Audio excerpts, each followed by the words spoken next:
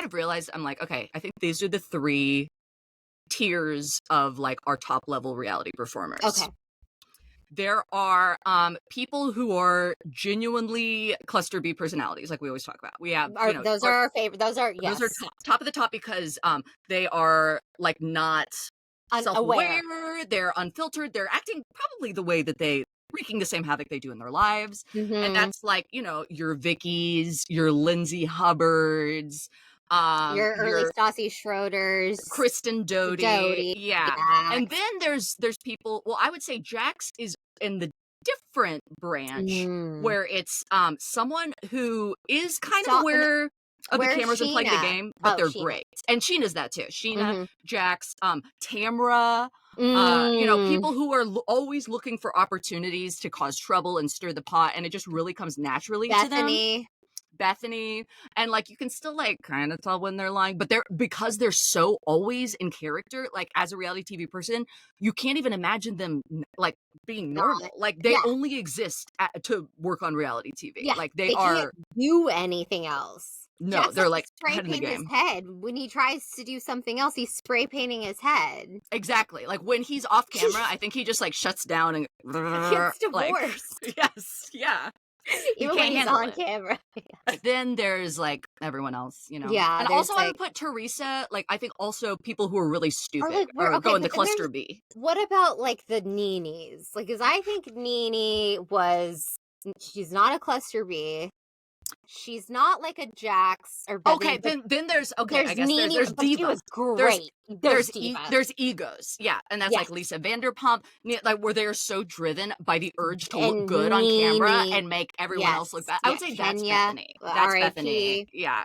Luann. Yeah. But Ramona is cluster B. Well, and Luann Sonia kind of is all 3 of those categories. That's why she's so good. She really, I think, that's I think all of the original Roni girls could hit all 3 categories. That's why it's a magical show. Yeah. At different times.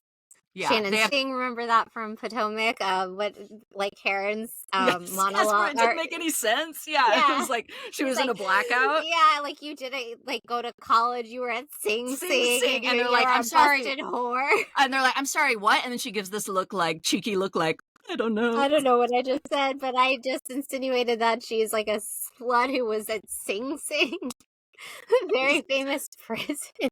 I thought it was just she was so drunk that she was like she was saying nonsense words like and a manambo did the banana patch goo. No, that's what I do when I black out. Actually, Karen Huger is in the Nene Leakes Vanderpump. Yes, Diva. Category. Oh, the Grande Dame, and that's a lot of people's favorite. Like my favorite thing about Karen, I think she's so top tier. Like she's so good. Her doing that ad for oh my god, Surrey County, but not even going to Surrey County to do it. And then Andy asked her about that on Watch What Happens Live, and she's just said like wherever I am, Surrey County is. So Surrey County is a state of mind. Yeah, so wherever I am, that's where Surrey is.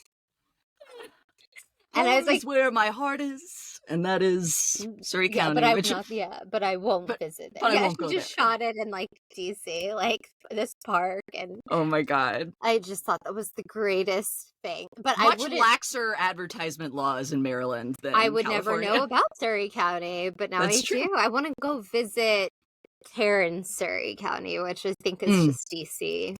Like a studio, maybe Bethesda, maybe I don't know.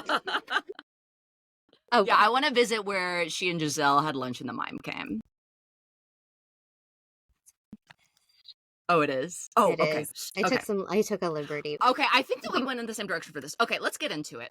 So good morning, students. Good morning. As you can see from our costumes, we have a very special episode tonight.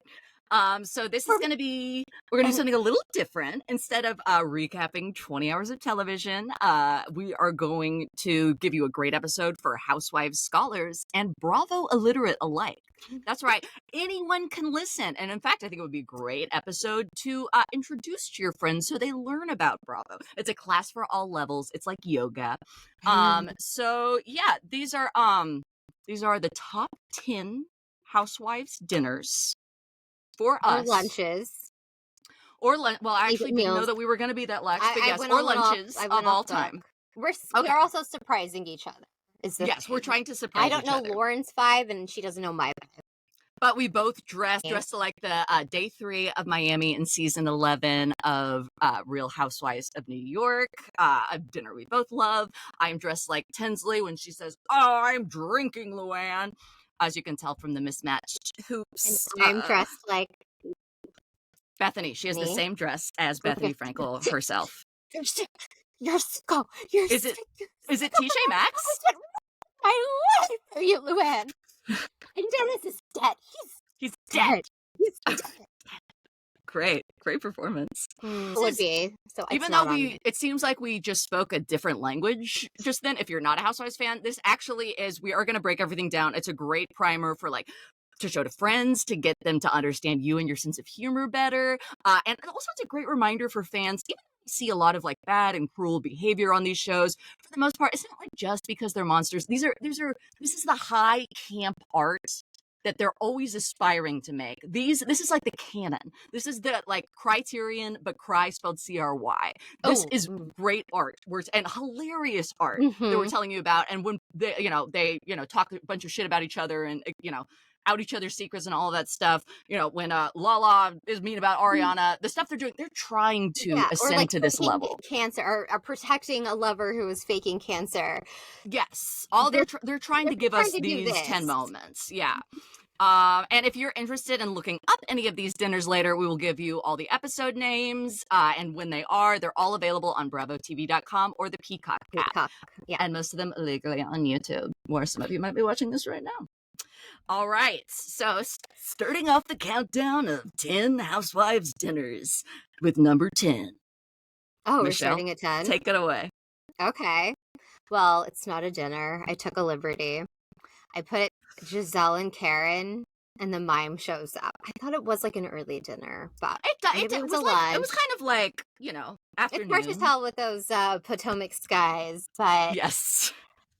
What a great... Whenever I need to watch great sketch comedy... Yes, it's literally like an SNL sketch. Yeah, so, but funny. Yeah, so the picture is Giselle and Karen are meeting for maybe a late lunch, maybe an early dinner. And Karen wants to come in hot at Giselle because she's upset about something and she needs Giselle to know it. What they don't know is that Monique, who is also on the show, is planning a girls' trip to Paris, and the way she's getting everyone invitations is sending a mime to them. So the mime shows up while Karen is trying to yell at Giselle, and Giselle's like, and Karen doesn't realize that the mime is behind her, so Giselle's like, this clown and that clown. And then, Karen's like, I'm not talking about clowns. Like, you're the only clown, Giselle. You're the clown. He's like, and then Giselle's no, literally. Like, no, he's the clown. He's the clown. And then in a glass box. Karen turns around, sees there's this mime, and then he climbs over the fence to get into the restaurant. And Karen's like, I'm not doing this right now. With you or with you, Giselle. I just think it's the timing is so perfect. Karen executes it perfectly, going with the clown statement, and Giselle's just trying to explain to her what's actually happening in the moment. It's a farce. It's a French farce. And yes, it's a French farce. I'm trying to think of a famous French director right now, and I'm drawing Godard, mate. Godard, mate. Truffaut. Oh, true or faux? And that's the name of the Housewives game. Yeah, Victor Hugo couldn't have written something like this powerful. Oh, he wishes. The Hunchback of Notre Dame, more like the Grand Dame, Karen Huger, yelling at a mime. And Karen brings out Giselle's playful, funny side. I like them together. Remove Robin Dixon. We need to be focused on Giselle and Karen at all times because they're always making magic together. Agree. And I think that Potomac, the reason it's so good isn't because of the drag her fight necessarily, or like lots of histrionics. It's good because they're all like funny and playful and have a good rapport, much like Miami. Yes. Do you agree? Yes. So that is yes. That's why that show. okay. Yeah, that's why that show was so good. Yeah. Yes, I'll tell you. It is it's season 3, episode 13 of Potomac, which those early seasons of Potomac are. They're so good. Do you know what it's called? The episode? Mind Your Business. Shut the fuck up. So stupid. I almost did the wig shifts lunch, but I knew that was really a lunch. Yeah. This but one you've got some room. That was shifting so room. iconic, though. Yeah. Okay, counting down to the number 9 housewife dinner of all time. So I chose this dinner. I feel like it almost encapsulates this podcast itself. So it's like the person who threw the dinner party was clearly going through something, and looking back, it's like a little sad, but she expressed her sadness through great art and being very drunk, and made something hilarious we all can enjoy. Wait, can I guess what it is? Guess it. Okay, is Sonia Morgan? Oh. Let me tease it a little more. Okay. So it's very funny. The theme of the party is even very funny. It was during a difficult time for the hostess, but she'd already planned this silly party. And was it East Coast or West Coast? The Bottom? franchise. Bottom. South? That would still be. Are you talking Atlanta? Yes. Is that okay? East Coast? That's still. I think it's East Coast, but yeah. So okay, so it's Atlanta. Was it Nene's lingerie party? Not lingerie party. This was, I am in fact talking about Nene's natural hair party. Season 11, episode 16, entitled By Wig, Hello Drama. So I believe, and please tell me if I'm wrong, scholars, this was the first time that the Bravo editors used the flashing forward and then jumping back device, and also had a clock from right before the party, when Nene gets bad news that her husband, who is now deceased, has to be readmitted into the hospital, is wearing a scarf, and then starts drinking heavily as a guitarist sets up in her home and is dancing with herself, clearly fucking wasted at 4 p.m. before anyone comes over. Slowly people start to come in. We are still missing, however, Portia and Marlo, and Nene is Doesn't not like pleased. that, No, even though Marlo has gone to great lengths to try to be a good friend to her. And get a peach. And she did for 1 year. She did. But she, Nene had told her about Greg going to the hospital, and so she came over to her house, but Nene didn't answer, so then she left, and she couldn't miss her hair appointment, so then she had to go the next day to her hair appointment, and so Portia and Marlo were both late because they were finishing their hair appointment, and there was a lot of traffic on the way to Nene's house, which is far away in the rich people lands. And so Portia finally gets there, Nene is drunk and unhappy, and then Marlo gets there, and then Nene was very unhappy. She immediately is like, calls her a big motherfucking belt bitch. Is there anything better than Nene Activated, though? It's so good. She really she reminds me of like my friend from middle school, Meryl and that Streep. she can strike into the insecurities at your very heart. Like, I feel so like quickly. my But it's so funny, and you're like, wait, do I laugh or do I cry? Yeah. Yes. And then she says, you can't come like 5 hours late. You're not Purple Rain, bitch. And it's also so funny, like, all these, they like have their natural hair and it all looks great. Yeah. And the reason that Nene said she threw the party is she's like, all of her enemies, like Kenya is like, says she has Donald Trump hair, and they all think she's secretly bald. Is that what she is? I got the Trump check.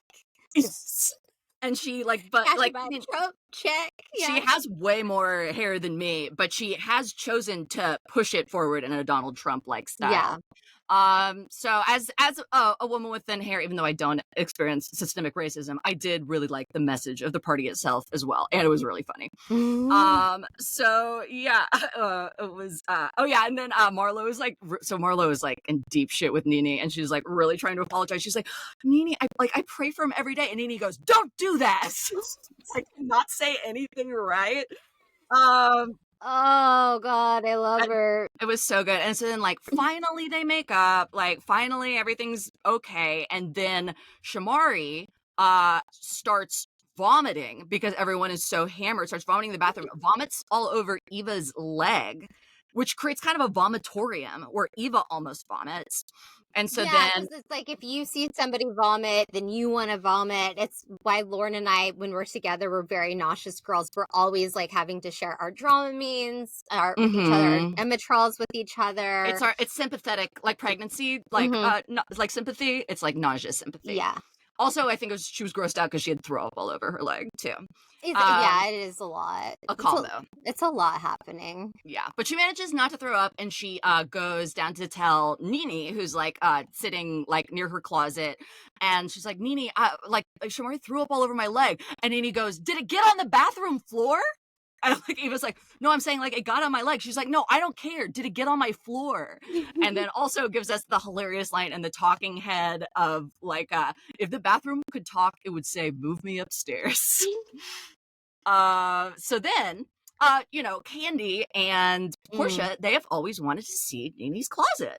So they're like, let us come in. And Nini's like, no, I didn't have time. Do not go in there. It was like Blackbeard's like locked room with all of his dead wives. It's like, if you come in here, you will be cursed. But she's kind of like still laughing with him at first, and they're like, oh, pish posh. And then, you know, they go in the closet, and then a camera starts to go into the closet. Nini says, take my mic, throws off her mic, grabs the cameraman by the shirt, pulls him out of the closet, starts to grab Portia, and everyone's going, no, she's pregnant. And then Shamari's trying to leave, and she's like, I'm scared. I just want to get out of here. It's so good. It's so good. It's a work of art. Oh my god, that's so funny. Yeah. And that's why that's number 9 of the greatest Housewives dinner of all time. Okay. Number 8. I can't do Casey Kasem. That's okay. Number 8. That's good. It's the West Palm dinner. Ah. Real Housewives of New York, season 9, episode 18. I believe this was the Mexico trip. Am I remembering that right? Was it the Mexico? I think so. Was the Mexico trip? Mexico, yes. Epic shit show. And it is the last dinner. They're going around talking about like the highlights and like their lowlights, and everyone's talking about like from the trip. But then when it gets to Luann, and she's talking about she had just recently married Tom, and she was talking about my favorite thing would be my husband Tom, and everyone's like, no. And Tinsley is hammered at this dinner. Actually, Bethany sees her drinking. She sees Tinsley drinking and is like, I've never seen someone drink like this in my entire life. And this was the Mexico trip where they literally had gone to tequila, and everyone got so drunk and tequila, and they took helicopters. Remember, this is also when Ramona had done a skin peel, like her face peel. Yes. And she showed up to Mexico. She was like all red. Bethany had the flu. Bethany was such a drag that trip. Yeah, Bethany had the flu. Her and Ramona get in a fight. They end up hugging, and this is all during the trip. This isn't all the dinner. This is all like the span of like 4 days. Yeah. Carol's lying around. She's not really doing much. But anyway, back to the dinner, because I quote it all the time. The West Palm. So Tinsley is so drunk, and Luann won't shut the fuck up about Tom and how their life is so great together, and they go to Palm Beach. Luann's talking about, and then drunk Tinsley is like, it's West Palm, Luann. Such a read. There's Palm Beach, and there's West Palm, and she like does the like pantomime. I think it's good. There's West Palm, and then there's Palm Beach. There's a bridge that connects them. But make no mistake, West Palm is no Palm Beach. And then Bethany's like, oh, she's talking about like social circles, blah, blah, blah. And then Luann, still drinking at this point, and says, oh, really? Palm Beach? You mean like the house that you live in with your mother? Ooh. So that was the first time I'd ever heard about West Palm. Had you ever heard of West Palm before, and how it's just pure trash compared to I Palm mean, Beach? no, I don't think so. But as someone who grew up in University Park outside of Highland Park, I am familiar with this dichotomy Is there a of bridge that connects the two? no, they're like one like Make no encircles the other. mistake. Yeah, There make no is mistake. 75, I guess, in Preston, but yeah. Lauren, but University Park is still pretty good. Oh, it's still pretty, but I think West Palm Beach is still I don't nice. It's not Palm Beach though. Palm Beach and is then like ancient society people. It's that like Highland Palm Park. Beach is Palm Beach is where Mar-a-Lago is and where Tinsley's mom is, where And Tinsley oh, lives. have you seen that TikTok people of Yes. Palm Yes. Beach? And Yes. it's all like 70-year-old You've lady you like, I'm wearing Chanel. you've seen it because I've watched it on my TikTok and it And shows it up comes up on on the feed. the TikTok that we share together. Yes. This is Yeah, why you've yeah, seen this. Yeah. yeah. And they're like 90-year-old women with like big diamonds and they're like, "Oh, this is just Kate Spade. This is an old Chanel." Yeah. And they're still like doing all the Botox and they're so tan. Yes. But make no mistake, they're not in West Palm. Actually, I No, think ma'am. most of the time she's ambushed whoever's on that TikTok page that is ambushing the people of Palm Beach, um, is usually in front of Mar-a-Lago. Oh You know? God. Yeah. Yeah. Well, it's like at least she's having deserving victims. Yeah, so it kind of reminded me of Gatsby, the two eggs. Lauren, you know how I am with great classic American literature. Any American literature with the word "great" in it, Yeah, you're all over it. anytime I can bring up Gatsby. Yeah, the I Great forgot Gatsby. who wrote it. Was it Nicholas Sparks? Nicolas Cage. What a talent. He's a Coppola. Famously great writers. Anyway, the point is, in Gatsby, they talk about the two eggs. And so that's what I think of, like fallopian tubes. Oh yeah, That's West Palm and Palm Beach. so we beat on boats against the current, borne back There's the ceaselessly bridge. into West Palm Beach. There's a bridge Great that Gatsby. connects the two. Once a month you'll bleed. But make no Does he really mistake. just describe a period like that in The Great Gatsby? It's been a long time since I. Oh no, read he it. doesn't talk about periods. He just talks about like two places in the city. Oh, like two eggs. Yeah. The two eggs. Two eggs. It's been a long time since I had summer reading. Me too. Required summer reading. I know. I only read like the Lauren, books that you send me. I'm gonna yeah. The celebrity memoirs of like Danielle Staub. Speaking of which, no, okay. We might have shared one. That's okay. I've got an extra one. Okay. Well, then I won't do that. Sorry. No, but is it caught without a vet? Okay. But I'll do a different one. Okay. So for number 7 of the greatest housewives dinners of all time, we've got a really special dinner. This was perhaps the most memorable part of an entire franchise. It's the only part or episode of this entire franchise that I rewatch is this one that I think is worth rewatching.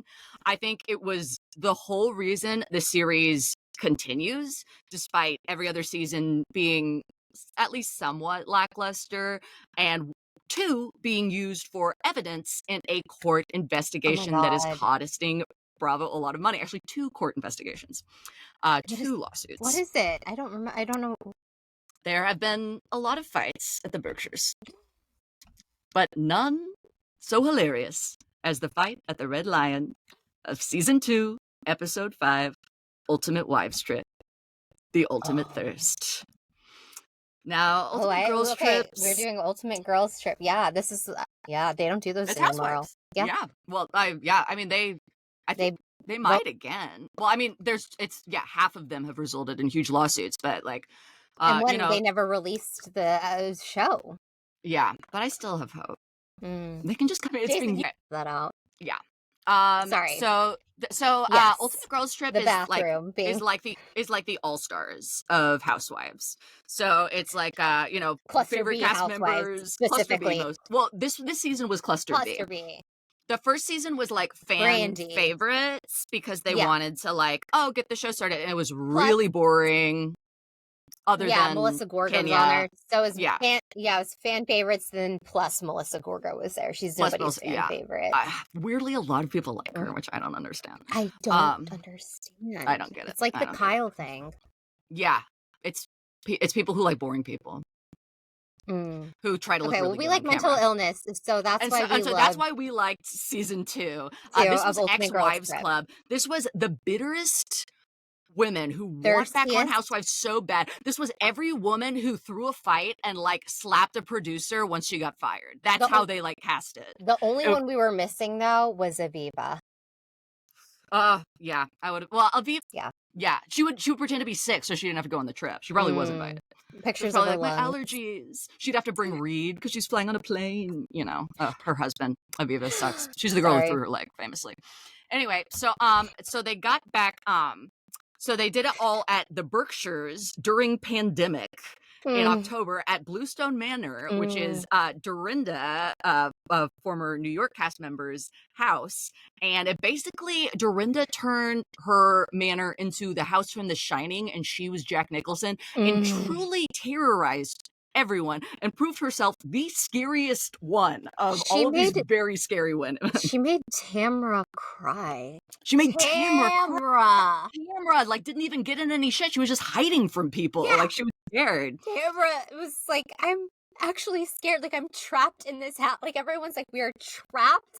Like it's not like they're in the middle of like New York City and there's like all these other things to do and there's all like they're literally like on like 12 acres of land alone. With Dorinda. With Dorinda. Like, here's Dorinda. Who has placed rules on this trip that she never placed on any of the seasons of Roni. Like, you have to walk around the house in socks or something. You can't have food in the rooms. And then she gave them cupcakes in the rooms. Yeah. Like, very confusing It was so confusing. And this is literally like the house where like Ramona, remember she got drunk and she ripped down her like wallpaper, an awning, yeah, like a sconce, like just tore it apart, like, and then now suddenly if Tamara eats a cupcake that was left in her room, then Dorinda fucking berates her, dude, like tears her new asshole, and Tamara's scary, man. She's a tough chick. Tamara and Vicky are having. So, do you want to say who's all at this season? It's Tamara. So this is Tamara from OC, Vicky from OC, who both were heartbroken when they were fired because they were on the series from very early on. Dorinda, who was Andy Cohen was even so scared of that he just said she was put on pause and with an option to come back because he didn't want to have to deal with her killing him. Also, this is the season where all of the other fired housewives have to tell Dorinda, "You're not on pause. You were fired." Yeah, but and then there's Jill Zarin, oh my God. I gotta say, honestly, sidebar, has really turned a corner. She's pretty normal on this trip, and then on the Goats I've been watching, she's been doing excellent in the competition, and she's the most normal one. Yeah, there was a fight, and she said, "I'm just gonna let these girls handle it. I don't want any part of it." It's so disappointing. But she was crazy on Below Deck. I guess it's like she really just turns it on. She's like, Tiffany New York Pollard now. She just turns it on the cameras when she needs to. I like her a lot. Yeah. Well, Tiffany also, like, we've never seen her not be. I love New York. I watched her show. Oh, and the original Flavor of Love when she came in second.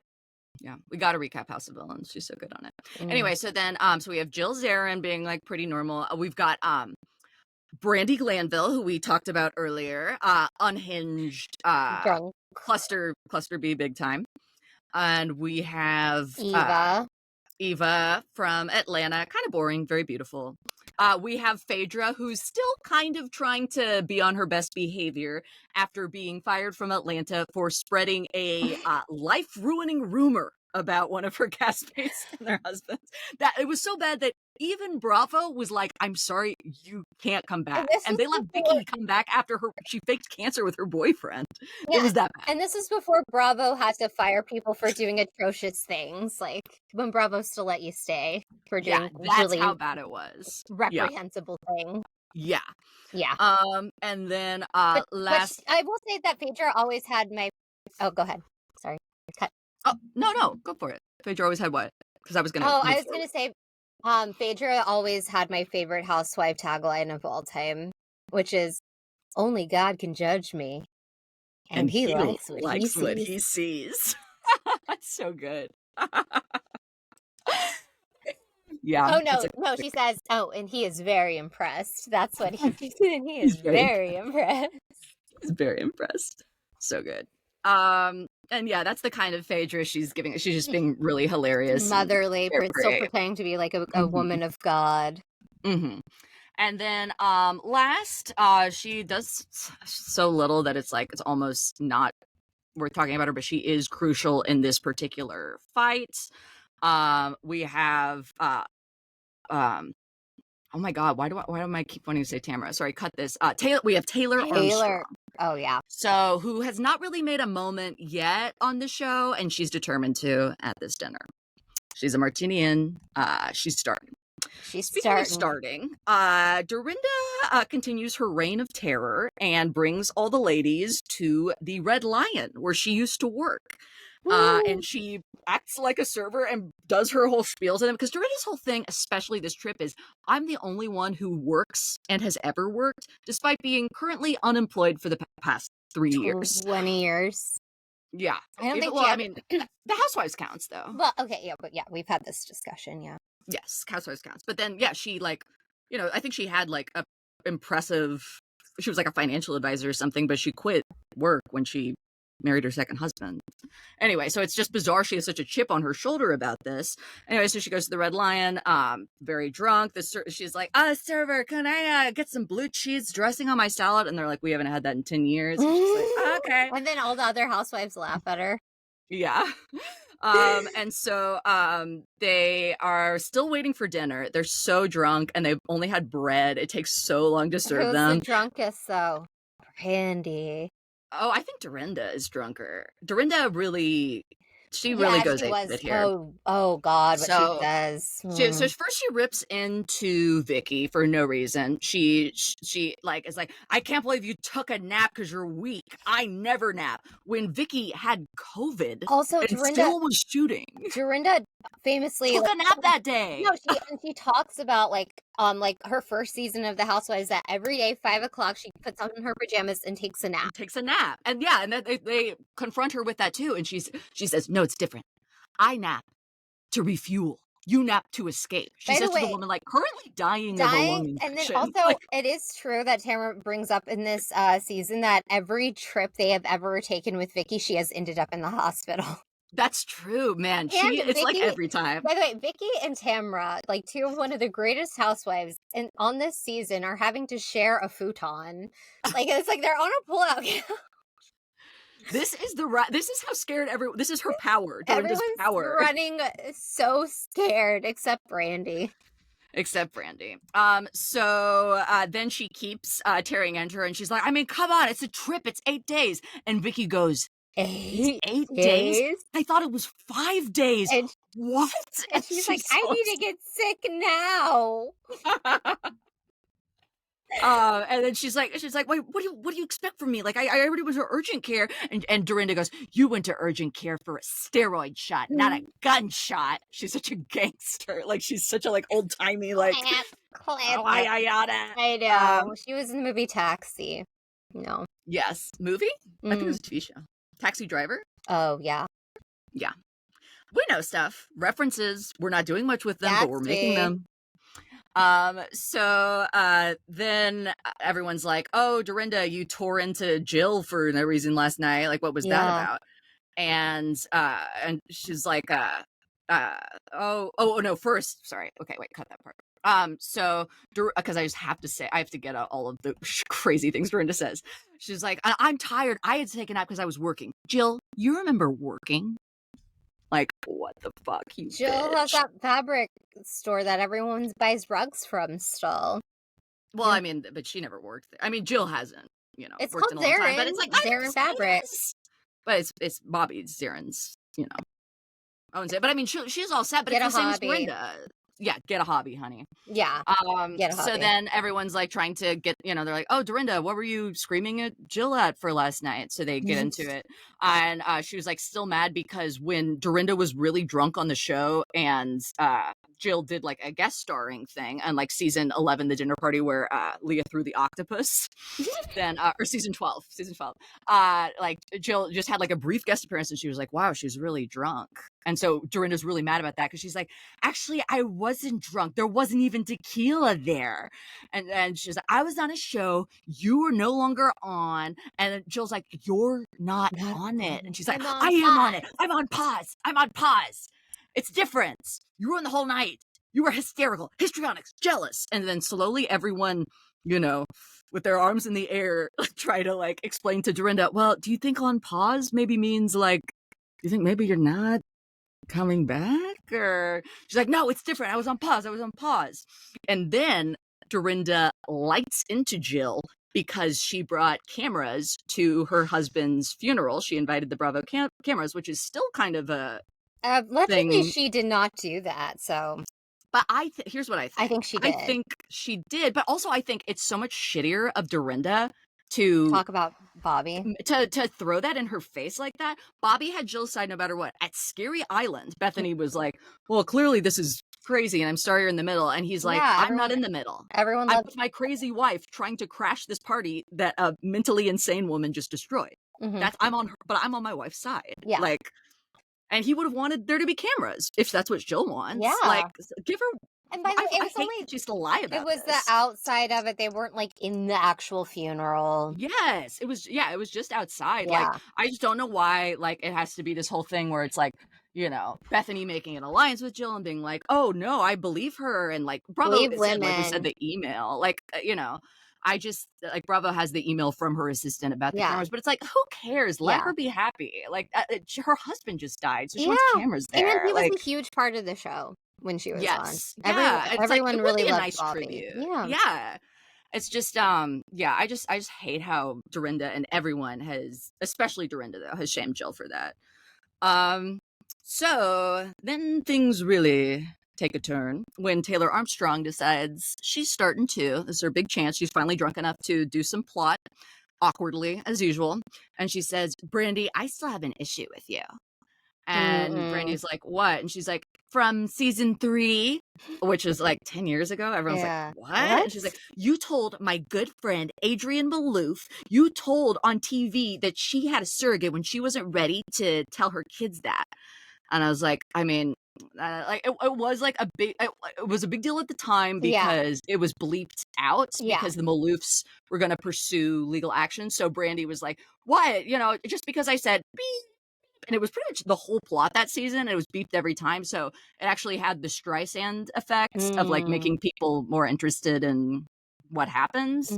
So more people figured out that she had a surrogate. And yeah, I mean, it was shitty. And like at the time, once people figured that out, they were like, oh, that was shitty of Brandy, because when it was bleeped, the Maloofs getting so pissed, they looked like assholes. Yeah. But then at the end of the season, we're like, okay, no, I get it. It's kind of like shitty. It is shitty. But also, Taylor looks like such a fucking asshole bringing up this from 10 years ago when like she's not hanging with Adrienne Maloof at the Palms. I know. Not West Palm, not Palm Beach, not the Palms Casino in Las Vegas. What is so funny though is Brandy is so drunk, and when Taylor's trying to confront her, Brandy, like in her confessional, is like, all I see is that cat meme with Taylor. Like, remember this? Yes.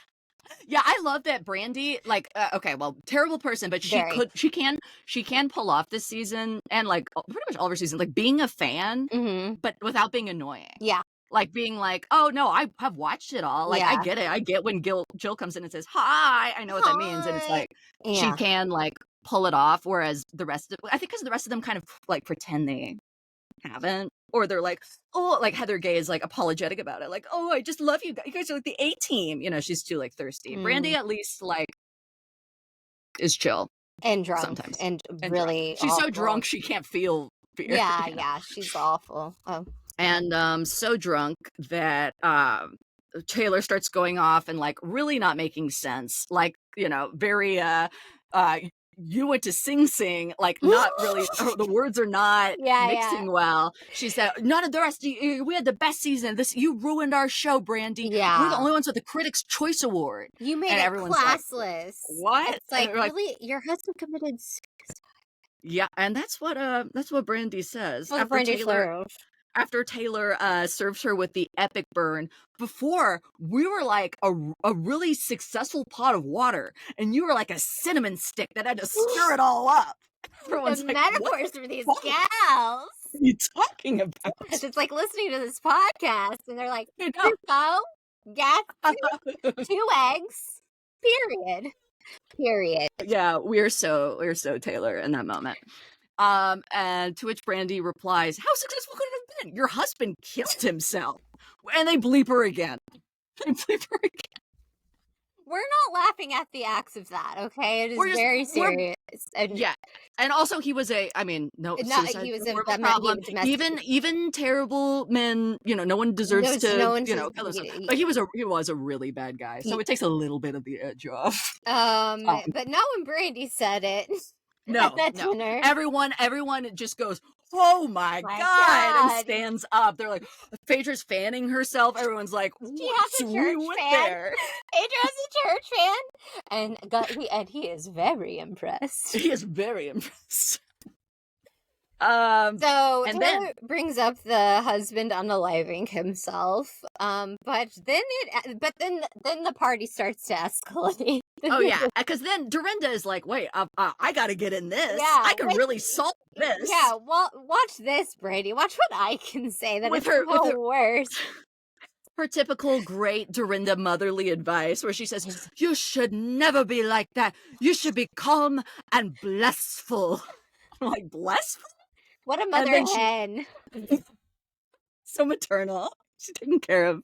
She's really leveling with Brandy. And she's like, "Brandy, death is terrible. My husband died. Death is terrible. What do you imagine? What if it was your son who died? What if it was your son? What if he was dead?" And then it's like dead quiet. It's so much worse than the husband thing, because it's like Brady actually loves her son. Yeah, it's got 2 of them. But yeah, she's like, "Oh yeah, what if my kids were dead, Dorinda? That's a good thing to say." And they still have. There's not been. Where's the food? These ladies need food. They need sustenance. Yes. If only because food fuels your brain, and they could really use some something calories, nutrients. Yeah, the wheels turning. And so then Brandy, of course, tries to fight Dorinda, but then Jill and Phaedra walk her to the bar, and they're trying to talk her down, and she just goes to the bartender and she goes, "Vodka," and the bartender just pours a glass of no ice into just a glass, not a bar glass. It looks like a glass of water. A water glass. It's just vodka. And she chugs it down, and then Phaedra's trying to calm her down, and she says, "Brandy, what are you doing fighting with her? That woman could be your mama." And Brandy goes, "She's actually 5 years older than me." And Phaedra goes, "What?" And then Jill starts laughing. Phaedra is laughing. The bartender's laughing. And this is during COVID, so he's still wearing the mask, and he's just trying to pour another another glass of vodka for Brandy, and he's laughing hysterically. Oh, so good. Oh, it's magic. Movie magic. To me, this is cinema. It is, and it's why Housewives is important. Yeah. Women's stories matter. Listen to women and what they have to say about what if your kids were dead. Yeah, believe women when they say, "What if your kids were dead?" What a thing to do when you're a host. Yeah, and just to keep doubling down, everyone was like, "Okay, whoa, just apologize.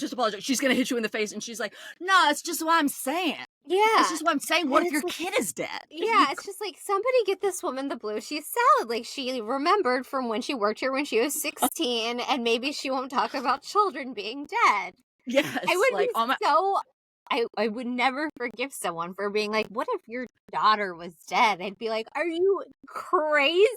Yeah. So no, it's a metaphor. For what? Yeah, no, I got it. What? I get metaphors. 2 eggs. Yeah, 2 eggs. One is West Palm and one is Palm. Let's keep these to, American expatriate writer metaphors, okay? Civil shepherd. That's the time of the night where we devolve into word association, folks. This meant to be a 2-parter, I think. I know. I don't even know what number we're on, and I'm sober. We're on 5. We're on 6. I think we're on 6. We're on 6. Yeah, You're right. It's gonna have to. Okay. It's a Yeah, we're gonna two-parter. have to. It's a Yeah. two-parter. Yeah. Okay. So, okay, which one So do you this want is me going to to be our do? last one. Because we have gone into so much detail with you about these dinners that we're so passionate about, we hope you had as much fun listening to Okay. them as we did telling them. This is going to be our last dinner of the night, and we'll give you the top 5 in next week's episode, or even maybe a little mini-sode. Jill? Nope, your name is not Jill. What the fuck? But I do have the nose. I will, No, you Jason, leave that in where Lori can't remember her best friend's name.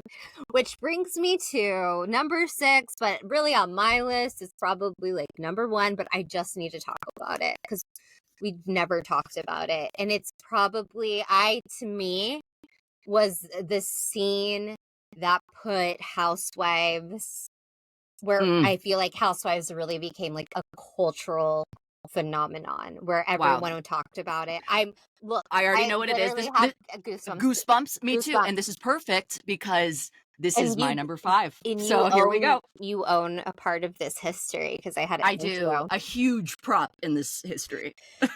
Let me set the scene. Let me set the dinner table for you. The Last Supper. If you will, before the world changed. This is the Last Supper. That is also the episode name, The Last Supper. And this is and it not is season 1, episode 7 of The Real Housewives of New Jersey. A book has come out. Well, a book has been out that nobody has ever read. But we find out that Danielle Staub is who this book was written about under a different name. They did not use her real name, Danielle Staub. And nobody likes Danielle. The book is titled Cop Without a Badge. Beverly. I remember. Beverly. Did you actually read Cop Without a Badge? No, but they do it later when Danielle comes back to trigger her. Yeah.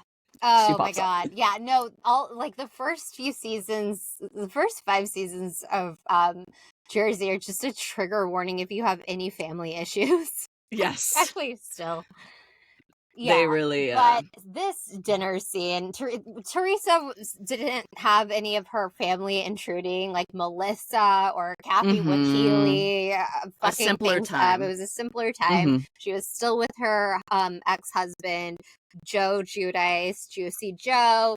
So this Juicy Joe, Caroline Manzo, her sons are there, Dina's there. Teresa's there. It was before she had her boobies done, and she was still rocking her natural curls. And Teresa is so incensed about this book, Cop Without a Badge, which she has never read a single word of.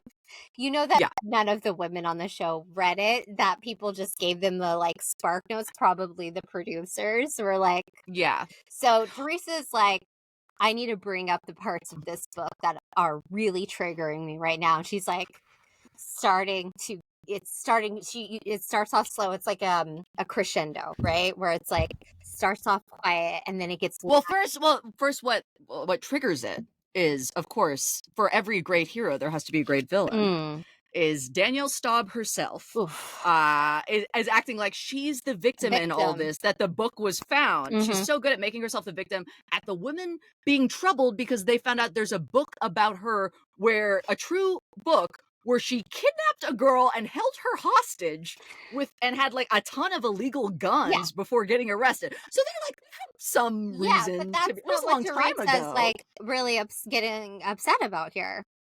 Teresa did not latch on to that part. No. But the fact that Danielle lays the book on the table in the middle of like a nice civil dinner, just lays the book on the table like, so you guys wanted to talk about it. Now we can talk about it. And Teresa's like,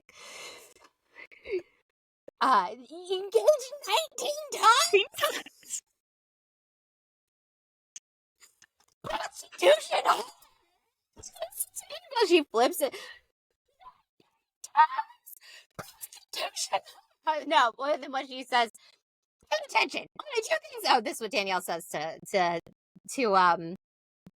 Teresa before the table is completely flipped. She's like, pay attention. There's only 2 things in this book that are true. And then she tells Teresa What's true? Engaged 19 times? Prostitution whore? Pay attention, Flips the table. police. Police. Pay attention. 19 times. I mean, like, it's like a poem. The way she's chanting it, like Rupai Kaur could never. Oh, prostitution whore, engaged 19 times. Engaged 19 times. Prostitution whore, engaged 19 times. Prostitution whore, engaged 19 and just times. like prostitution, and also just like what a wordsmith. Like, you know, she's like Teresa's like Tony Soprano. Oh, like prostitution whore. Those are the most beautiful two words in the English language. It's not cellar door. No, it's prostitution whore. And now we said it. And now we said it. But we have not read it. We said it. Say it. I try. Write it. Write it. Regret it. So say it. I don't know. The point is, no one at this table acts shocked by what they've seen. No, they are completely. Yeah, not all the They're like Italians. Like even the Manzo like sons are like 15 when this happens. They're like, oh yeah, it's just a New Jersey table flip. Yeah, they're like, oh, the table flip, the LA handshake. And like Juicy Joe has to be like, come on, Teresa, so you can't flip the table right now. And then she's like, am I pretty, Joe? He's like, yeah, baby. And then she's like, I love you. And they like make out, and there's like debris everywhere. You know, these waiters have to come and like unflip a table. Yeah, I remember watching that episode so hard. I mean, it's so good. It's so cinematic. I remember when I watched it when it aired on my birthday, by the way, my 20th birthday. That's so special. It was such a gift to me to hear prostitution whore. Like I was like, I'd already liked Housewives and watched Housewives, but that's when I was all in with Jersey. Prostitution whore. So engaged 19 times. Not you kidnapped somebody. Yeah, that would be my big takeaway. Also, like, I think what's so special about that table flip, which also some scholars quibble with it, and they say, not a flip, it was a jostle. It was a lift and a jostle, because it didn't flip. But I'm like, how is the Jersey table flip usually someone turning the whole thing? Oh, she's like 90 pounds. It was like a very big table. Yes, and she was at the head. Yes, she was the head of the table. And she has to tell that nasty... they talk about the rumors, the nastiness about Danielle. Oh my god, that didn't make my list. But that really I know, it was close for me. Okay, so I just wanted to say one last thing that's important about number 5 before we sign off and give you 5 more next week. Number 6. Sorry. I just have one more important thing to say about number 6. We cannot count or know each other's names, but we're describing the fuck out of these episodes. Or no references, yeah, my anything. My name is Jill today. This is how Lauren, but this is actually good for people to know. Like, this is how Lauren and I actually talk to each other. Yes. We don't address each other correctly most of the time, and we talk in we script. Yeah. We just script Housewives episodes. We talk in Housewives references. But they will make sense some of the time to what we're really talking about. Like, if we have to go downstairs, we'll say like the lower level. The lower level, right. Yeah. The fish room. The fish room.